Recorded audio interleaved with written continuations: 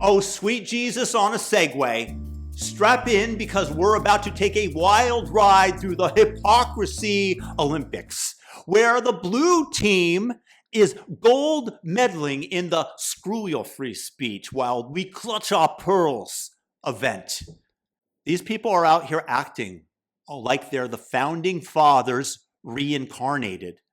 But let's rewind the tape, because boy, do they love a good cancel culture conga line when it's aimed at the right folks, by which I mean those on the right. Look, smash that like button harder than the left smashes dissent, and leave a comment and subscribe. Do it for the algorithm. Now, remember our friend Tucker Carlson, the guy who was basically the Fox News equivalent of that uncle who shows up to Thanksgiving with conspiracy theories and extra hot sauce. Hey, have some extra hot sauce, kid. Democrats pulled every string in their soy latte-soaked Rolodex to yank him off the airways faster than you can say Fox News settlement. Tucker Carlson is out at Fox News. Couldn't have happened to a better guy. They didn't just complain. No, they sicked the full apparatus upon him. We're talking lawsuits, boycotts, the works. Deplatforming works, and it is important. And there you go. Good things can happen. And what about poor Roseanne Barr? Oh, honey, that was peak Obama era pettiness cancel culture. Barry O himself allegedly picks up the bat phone and dials Bob Iger. Bob, buddy, that tweet about Valerie Jarrett, yeah, make it go away. Or else. Like it was a mob hit ordered from a Martha's Vineyard golf cart. So what all happens? Roseanne show got the boot quicker than a bad Tinder date. Y'all been on a few? I know I have.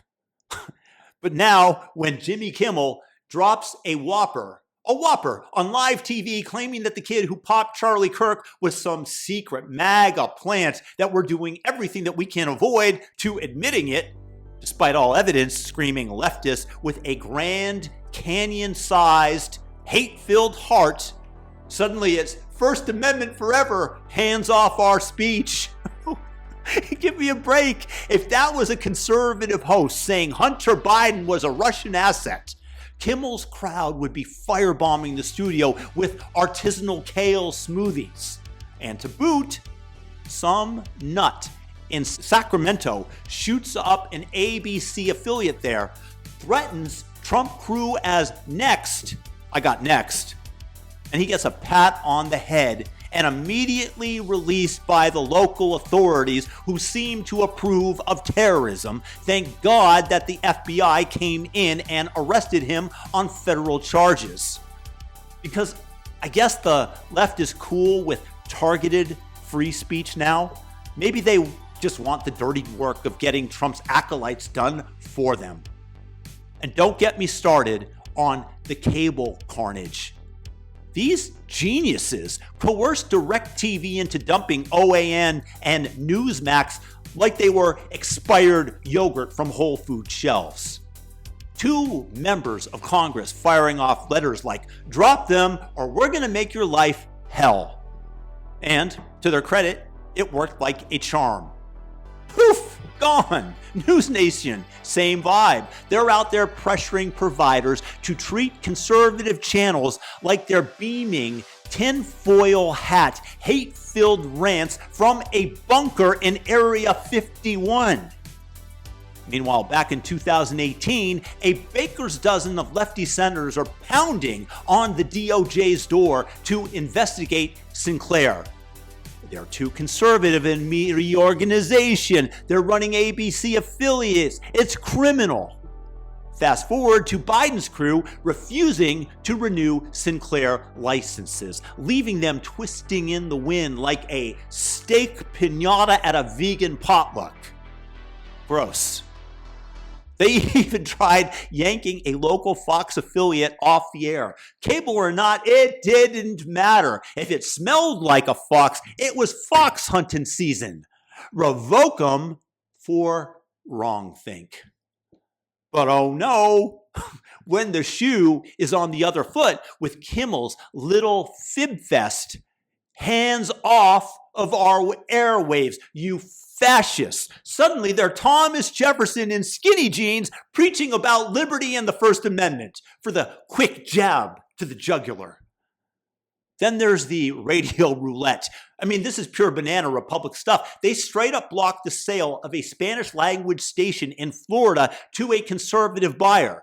No, no, no, no, can't have that. Too many anti-woke vibes in Little Havana. We need to control the narrative. Cue the pearl clutching from the Congressional Hispanic Caucus. Misinformation, block it. But when Georgie Soros, Mr. I fund every protest from here to Timbuktu, snaps up hundreds of local radio stations right before the election, crickets. The FCC fast tracks that deal like it's a Black Friday sale at Soros's secret lair, handing him a megaphone to every podunk market in America. Left slanted airwaves? Sure, absolutely. Wave it on through. It's like they're playing favorites with the FM dial. Conservatives get static. Soros gets surround sound. And finally, I bring you to Google, a company that I'm an investor in since the year 2010, that I've made a tremendous amount of money, who I frankly have despised. Google, you sneaky little autocomplete assassins. They finally got you to cough up the truth that we were all yelling about for years.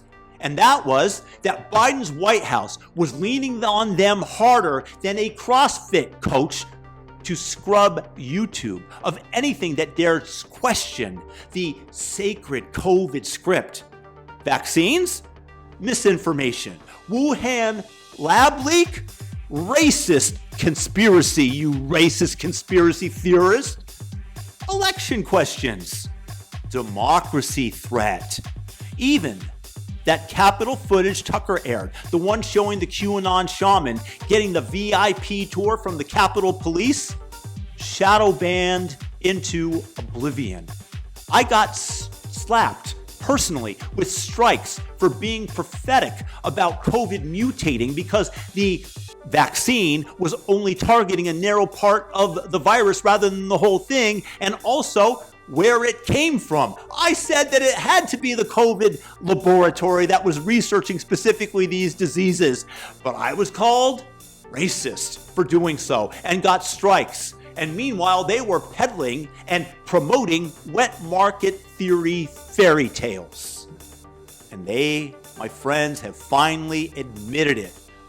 Pressured to censor, to ban, to bury creators who were not towing the narrative that the Democrats wanted. And the search engine tilted harder than a Bernie Sanders town hall. I mean, if you were to type Biden cognitive decline, it's crickets. Nothing but conspiracy attached, despite everything that we saw. This version of Biden, intellectually, analytically, is the best Biden ever. But type Trump bad, and you get a 50-page dissertation with citations, the first 1,018 links, all pointing to negative stories about Donald Trump, and the 1,019th may be neutral.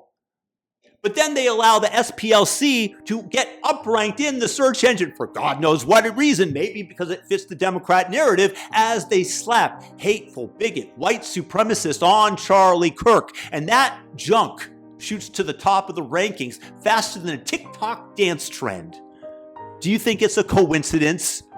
Please. It's curated like a fine wine list at a DNC fundraiser.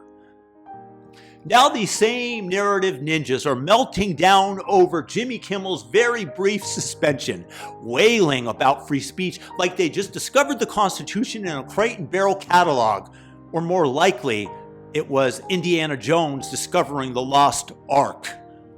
Murder of free expression, they cry, while conveniently forgetting how they weaponize Section 230 threats that if they would eliminate, would make the social media companies get sued by everybody on the planet, plus distant civilizations from outer space known only to Elon Musk. Maybe they assured big tech, you know what? We are not going to protect you from the European Union treating you like a cash pinata every 3 months that they're going to whack, and billions are going to fall out to fund their socialistic programs. And they promised, I'm sure, to sic every regulatory boogeyman to muzzle the other side to ensure that the narrative stayed within their control. They lied through their gosh darn teeth. We're not shadow banning, while creators like me, like you, got strikes and got deranked for telling truths that aged like fine wine. It's not hypocrisy. No, it's a full-on identity crisis. These power-hungry pearl clutchers only scream victim when the red little butterfly lands on their shoulder and whisper, you know, I think that Jimmy did in fact lie and there might be a penalty for it. But when the mission is theirs to take out their ideological opponents, they swing their battle axe at the First Amendment, and anyone who tries to shield themselves from their fascistic takeover of public discourse using the First Amendment is just collateral damage, because all they care about is power and the control. Look, the public has amnesia because the blob controls the megaphone. But without voices like yours truly, like yourself, amplifying the truth, the receipts, like sharing this video, for example, of calling BS on the double standard, we're all just left screaming into the void. The left pretends that they've found free speech the second that it suits their martyr arc. But consistency? Honor?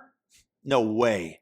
That, my friends, and their game theoretical mind is for suckers. They're not guardians of the republic. They're bouncers at the power club. And if you're not on the list, you're getting turned over to the hordes and masses like you yelled, "I love bacon," near a London mosque, for which you are going to be arrested. It's time to flip the script, folks. Share this madness. Wake up the normies and remind them we're not the villains here. We're just the ones who remember what actually happened, and we're reminding people of that. And now, somebody go and get me a bald eagle and a megaphone, because, my friends, this republic isn't saving itself. It's up to us to stand up for our constitutional God-given rights, and that includes free speech and the bedrock of the First Amendment that they are trying to co-opt when it's convenient for their greedy, power-hungry selves.